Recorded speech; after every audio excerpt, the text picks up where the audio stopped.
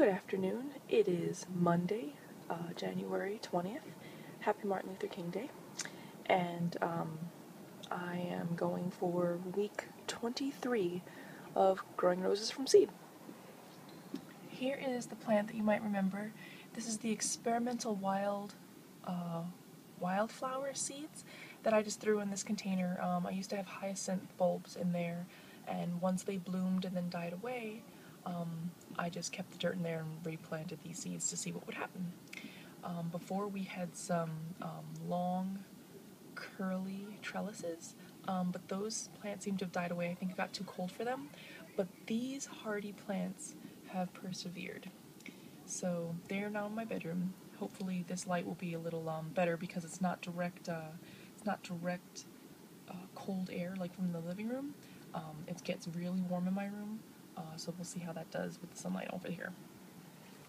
Here is my lemon tree, which is doing fantastic.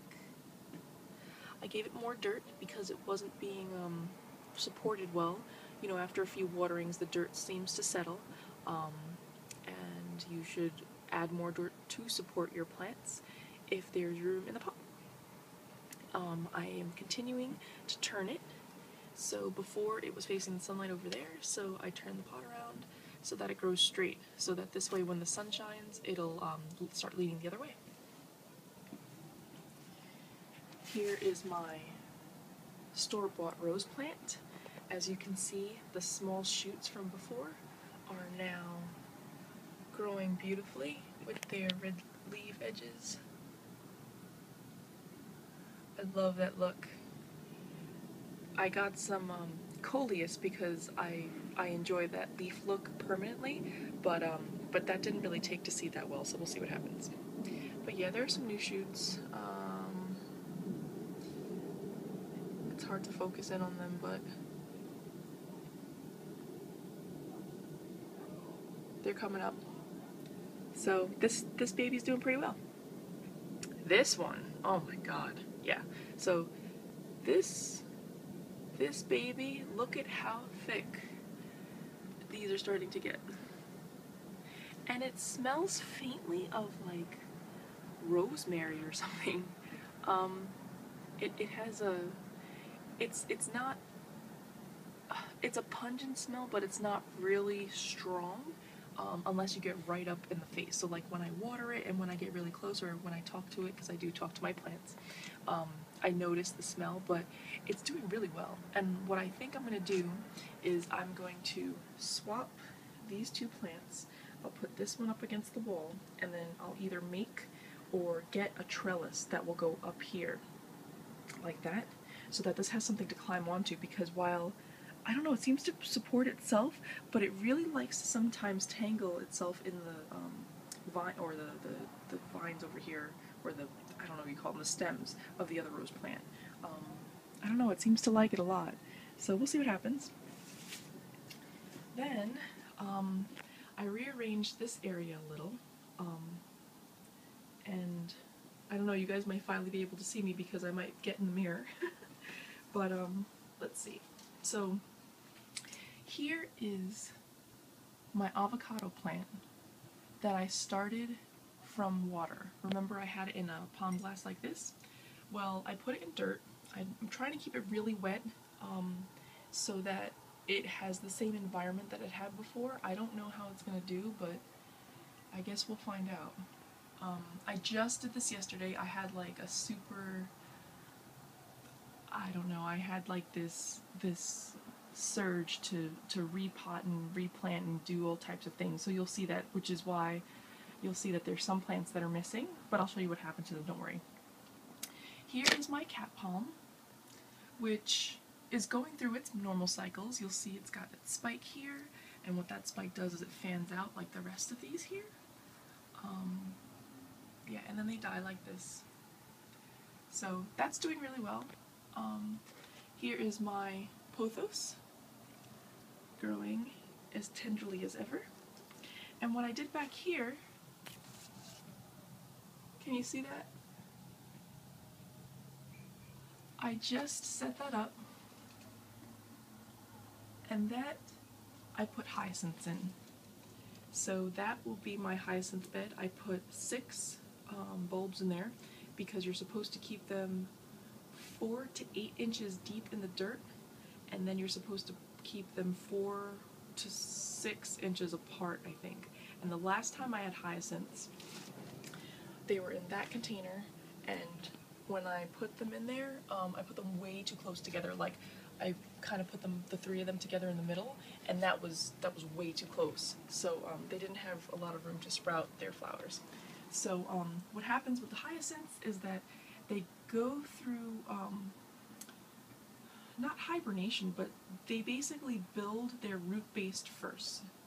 And once their roots are really, really grown and thick and hardy, then they'll put out shoots, and then they'll put out flowers.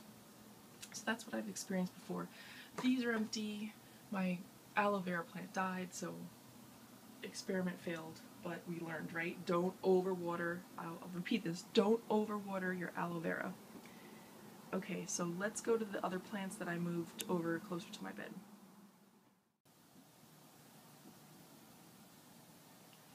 Okay, so here is the second pothos, and what I did with this is I just took it from over by where it was on the mirror, and it had a really long vine that was growing, right? So what I did was the lovely woman who gave it to me explained that if you take the vines and you put them around the edge like that with like a bobby pin, or I'm using paper clips because they rust and then they get into the soil and they just disappear. But if you do that, it makes for a fuller plant. And you'll notice that these here, like all these leaves here, is from that activity. So I started, I think I started with this one. Okay, so what I did was I took one of these here, right, and I cut it at the, like right here, so that this is a root starter.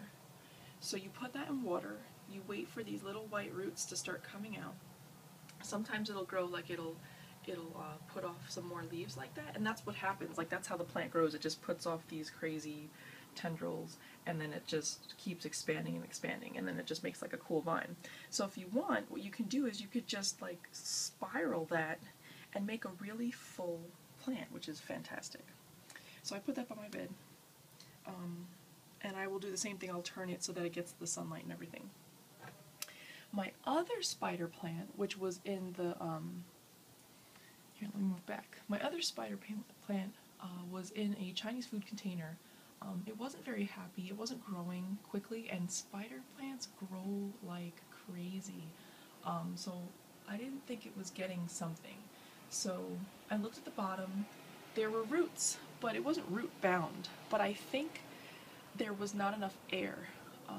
And I think it was because of the cylindrical nature of that container that I had it in. So you see this little shoot here? Like, he's been this size for a really long time. So I don't think he was happy. So I know that they like to spread out and they might give off babies. So what I did was I put in this bigger container, which is a little more shallow, and give it a chance to breathe a little with all this dirt.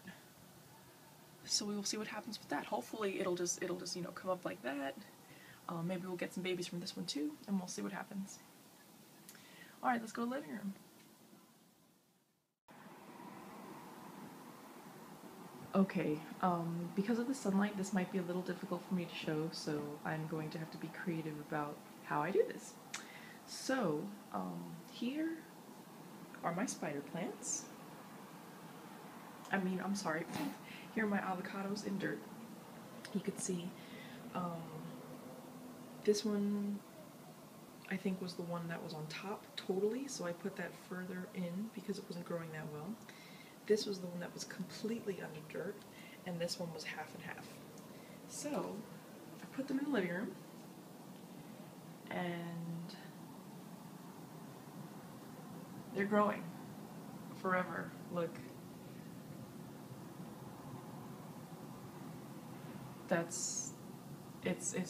It won't stop. And I think this is how they were always meant to grow, in the dirt, because that's what happens. The avocado falls from the tree, somebody eats the avocado, the pit is left, it goes on the dirt, and it just starts to grow. So if you ever want to do the tree itself and not just a quick, I don't know how to explain it, plant them in dirt, don't plant them in water, because they grow so much bigger, so much faster. But that's the, and I thought that would look cute in the living room, so I put that there. Now, my spider plant babies. So I've been researching this because I'm really eager to get them replanted. But what a lot of people say is wait for the roots to start. They're on the mama plant right now, okay? And you can see there's like a little bud right there for when the roots are going to start, but they're not ready yet. None of them really are. I mean, they still have the flowers kind of still attached to them. So we just have to wait. But once those roots start, then they say you can just cut them off. I'll probably cut them like here or so, just to give it, enough room, and put those in their own separate plants, potters. Yeah. And this baby, I've been trying to prune her little by little every day, taking the ends off that are a little, like dry. And what I have to do is I have to go in here with a scissor and get rid of all this dead stuff, because I don't want it to take away the energy from the rest of the plant. So hopefully that'll happen soon. And that's the updates for this week. Thank you for joining. I'm up to about 119 subscribers, which I am still surprised. Thanks guys for watching and enjoying these videos. I will see you next week.